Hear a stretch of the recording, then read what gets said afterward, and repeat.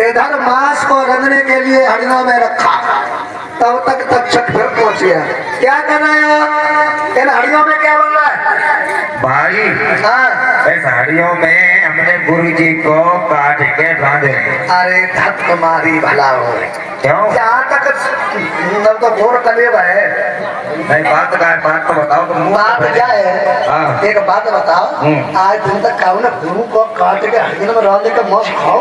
खाओ ने खाओ है ना खाओ भाई, गुरु जी कह के गए। नरक में गए हो, नरक में अरे हमारे गुरु जी कह के गए। अरे गुरु जी तो भाई कह के गए, पागल गुरु जी ने कहे कच्चो खाए तो कच्चो खाए। तुम्हारा मतलब क्या है बताओ? हमारा मतलब जो है, हाँ। अगर गुरु को तुम मांस खाओ तो नरक में जगह नहीं मेरे।